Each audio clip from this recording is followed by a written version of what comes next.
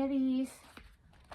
Merry Christmas sa mga Aries. At ito ang inyong reading today. December 25, guys. Okay, Merry Christmas, Aries. Samang kayong lugar andoon sa ngayon is happy Christmas sa inyong lahat, guys. Tingnan natin ang mahalagang message for you today. Today na. Aries. Lalaki, babae man kayong Aries, ito ang inyong mahalagang message today, guys. At ito ay napakahalaga for you. Titignan natin ang inyong message today.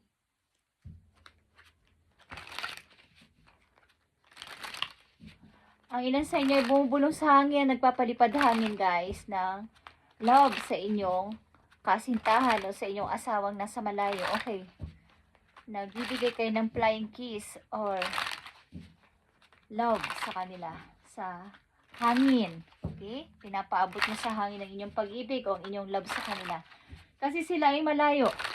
Maaring dealing kayo sa Pisces or sa water sign, guys. Okay? Nagpapahatid kayo ng kiss sa hangin sa mga Aries. Okay, Aries, tingnan natin ang inyong mahalagang message today. Okay.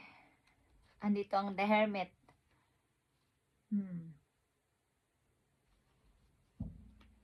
Ito ay seryosohan na pag-iisip about sa inyong future.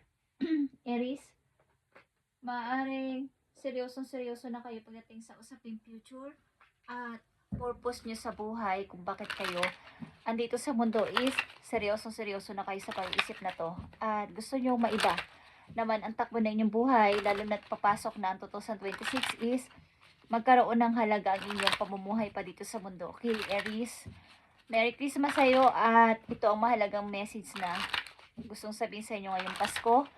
Guys, okay. Message mo sa mga Aries na mahalaga ngayong Pasko. Okay. Boundaries din nandito sa inyong reading na huwag kayong masyado nang magpapasok ng mga tao sa inyong buhay sapagkat kayo ay naubusan ng lakas o energy sa mga taong hindi na dapat nandyan o pumapalibot sa inyo. Kailangan nyo ng protection sa inyong sarili at huwag nyo pabayaan na maagaw ang inyong energy ng mga ilang taong ayaw kayong patahimikin. Okay.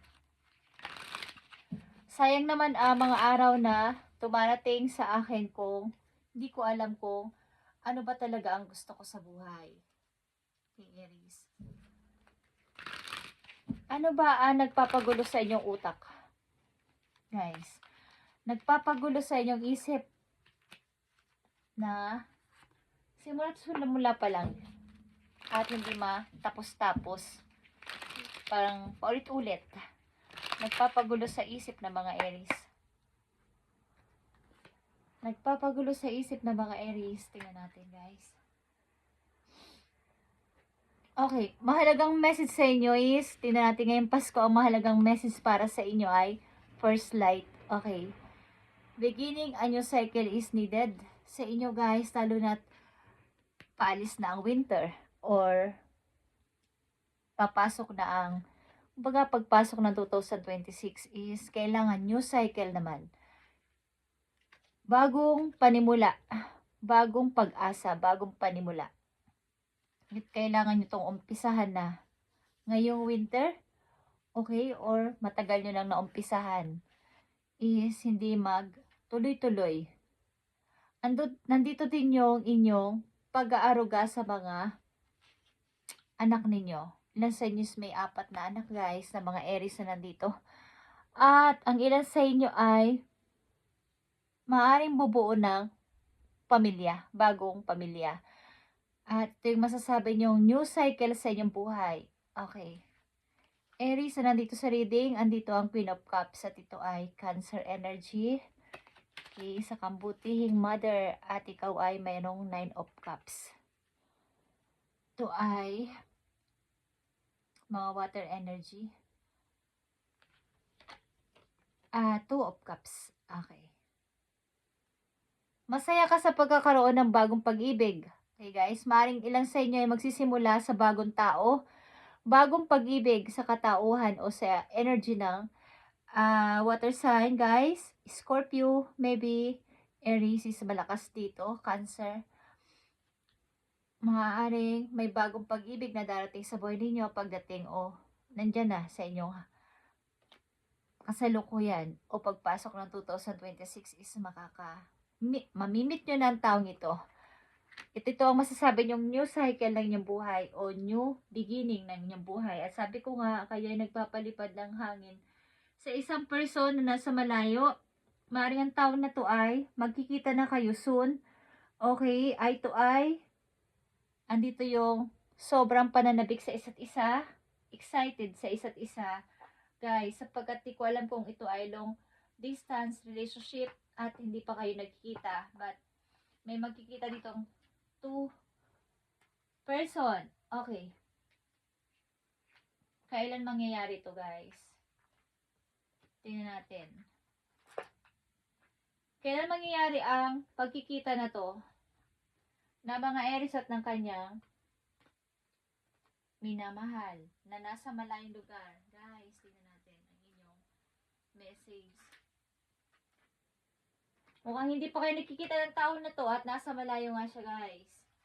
At maaaring soon magkikita na kayo ng person na to.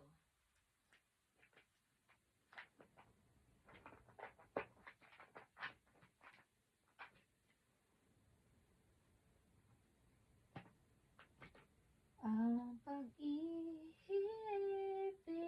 kong ito, luha ang tanging nakamit buhat sa'yo. Kaya sa may kapal ay dalangin ko, sana'y kapalaran ko ay magbago. Magbabago ng inyong kapalaran guys, as makikita nyo ng inyong love life na ito. At titignan natin to guys.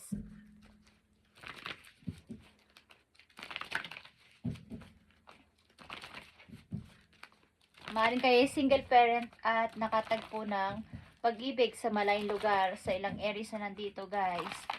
Okay, tignan natin itong 2 of Cups para sa inyo. 2 of Cups para sa mga Aries. At happy Christmas. 2 of Cups is here. Ito ay go ahead and make the romantic gesture guys. Ipagpatuloy mo to. Ito ay mapupunta sa kasalan. Okay, sa pagpapakasal. Ito ay romantic. At express your love. Okay, express mo yung pag-ibig sa person na to at huwag kayong mahiya o huwag nyo pagmahal nyo isang tao, ipakita ninyo at iparamdam nyo sa tao na to ang inyong pagmamahal. Huwag nyong pigilin o huwag nyong pigilan. Okay? Magkikita na kayo ng person na to. At titingnan natin yan. Ang pag-ibig ng mga Aries na to ay malapit na kayo magtagpo ng tao na to. At ito ay masasabi mong first light. Mukhang kayo ay may 4 na anak sa una. Ilan sa inyo ay may 4 na anak sa una. At ang ilan sa inyo ay ikakasal sa person na to na nasa malayo. Ito natin, Aries, ang 2 of Cups na to para sa'yo. Para sa mga Aries ngayong Pasko, nakikita nyo ba ang marriage guys? Katina ko pa sinasabi ang marriage. Magpapakasal kayo. A marriage of soul is an union of divine counterparts blending together. At andito din ang wedding guys. Okay, wedding is here. And marriage is isa ang meaning yan guys. Ikakasal ka sa person na to.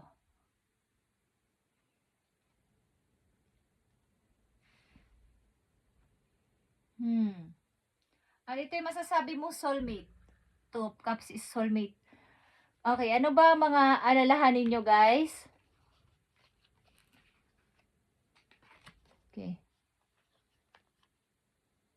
Kumbaga, yung inyong ipon, pag kayo nakakaipon, Aries ay, parang agad-agad nawawala.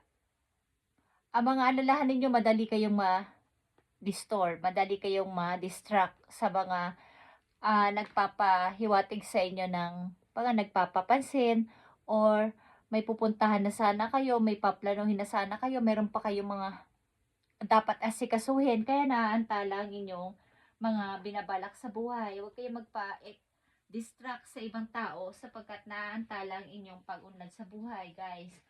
Kaya nga sabi ko sa inyo is, kailangan nyo ng first light. Kumbaga, bago naman. At maaaring ito ay napag-isipan nyo na ngayong Pasko o ngayong December na baguhin ang inyong routine o baguhin ang inyong mga pananaw sa buhay pagpasok ng 2026. Okay. May magpapakasal ditong Aries, guys. At express your love sa tao na to. Mukhang masaya ka dito sa person na to. Sinasabi mo na kulang na lang siya at buong buo na ako. Okay. Tingnan natin, Aries, ang message pa para sa'yo. Message mo pa sa mga Aries na nandito sa reading ngayong Pasko. Tanggalin nyo na mga tao nagpapadisturb sa inyo at pasok ng pasok sa inyong buhay, guys. At nauubusan kayo ng energy sa mga ito. Yeah. Nakita nyo ba ang 9 of Pentacles? King of Swords is here. At 2 of Cups again is here. Talagang kayo ay magkikita ng tao na to. Ito ay isang taong seryoso sa buhay, seryoso sa pagdedesisyon, at may isang salita, Aries. Pag sinabi niyang kahit sino ang mag-disturb sa kanya o mag-distract sa kanya, hindi ito nagpapadistract. Ano man ang mangyari. Okay? Maaaring ito ay seryoso pagdating sa usaping love. At parang hindi naman nagpaparamdam sa'yo ng pagka-sweet itong tao na to. Pero, totoo ito. Pag umibig, guys, totoo ang mga desisyon, totoo ang mga sinasabi. Okay, at ito ay iyong masasabing soulmate. May dalawa ka ditong 2 of Cups at ito ay soulmate energy. Guys, matagal ka ng single parent o single mom o single dad. At may makakasama ka na sa buhay. Tingnan natin ang message sa'yo. Sa'yo to. Itong huling message. Naisipan mo na rin naman na maging magkaroon ng masayang pamilya sa hulit-huli is mayroong makakasama sa pagtanda. Okay, Aries, tingnan natin. Nakikita nyo ang red. Ito ay pula or kulay pula. Kailangan mo dito ay pagpapatawad para sa iyong first light. Okay? Kailangan mo dito ng i-close ang old cycles na nangyari sa buhay mo, talaga yung buradong-burado na. At ang pinakauna ay pagpapatawad sa tao na nakit sa'yo sa mga nakaraang mga taon-taon sa buhay mo. Maring ito ay nakarelasyon mo o mga taong nagpahirap sa'yo. Is kailangan mo itong gawin para sa iyong first light at new cycle na sinasabi ko kanina. Okay. At magkakaroon ka dito ng person na talagang uunawa sa'yo. At talagang ito ay mahal mo, nagmamahalan kayong dalawa at mapupunta to sa marriage, Aries. Okay. At last message po you para magkaroon ka ng idea. Tingnan natin. Tingnan natin, guys. Itong yes or no. Sa sitwasyon ninyo. So, anong dapat ninyong malaman, guys? Sa yes or no na to, na maaaring dapat yung iwasan o dapat ninyong tandaan. Para sa mga Aries na nandito sa reading, Happy Christmas, guys, at pagpalain kayo ni God. Kayo ay umiibig at nag-iibigan kayong dalawa. Maaaring ito ay malayo. Maaaring ito ay malayo sa'yo at tawid, magkabila kayong mundo na sinasabi, talagang malayo. As in, hindi nyo agad mapupuntahan kung sakasakaling gusto nyo makita. At magkikita na kayo soon. Okay, Aries. Aries, tingnan natin ang yes or no para sa'yo. Okay. Burning through money for investment broke.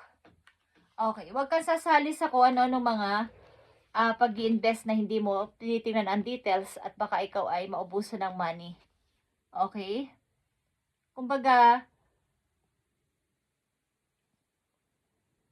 pahalagahan mo yung oras, yung paraan mo sa pag-iipon ng money na 'to kung paano mo 'to naipon at para hindi mapunta sa wala. Huwag kang sasali sa mga investment na sinasabi or puwede naman kaya lang aayusin mo ang kumbaga aayusin mo at magtatanong-tanong ka kung talagang yun ay hindi scam. Hindi ka mai-scam, hindi ka maloloko, talagang legal. Okay, legit. Kumbaga yung paglalagyan mo ng pera na yon. Sapagkat ikaw ay mapag-ipon na person, nag-iipon ka pero may mga manunukso sa'yo na sumali sa ganito, mag-invest ka ng pera sa ganito. Wag mo yung gagawin, Aries, okay? At Happy Christmas sa inyo guys. Sa lalong madaling panahon kayo ay magiging busy na sa work at talagang wala na kayo magiging pahinga. Okay. At ang pinakamaganda dito kayo ay yung matagal nyo nang hinintay na person ay paparating na guys soon at mapupunta to sa pagpapakasal, Aries. Thank you and God bless, Aries, at happy Christmas. At iwasan nyo nang magpapasok ng kung sino-sinong tao sa buhay ninyo sapagkat kayo ay napapagod. Napapagod kayong sila ay i-entertain at minsan ay nasasapawan pa kayo at tinatanggalan kayo ng halaga. Kumbaga sa pumapasok sa loob ng bahay, nakikituloy lang sila pa yung matapang. Okay, Aries, thank you and God bless.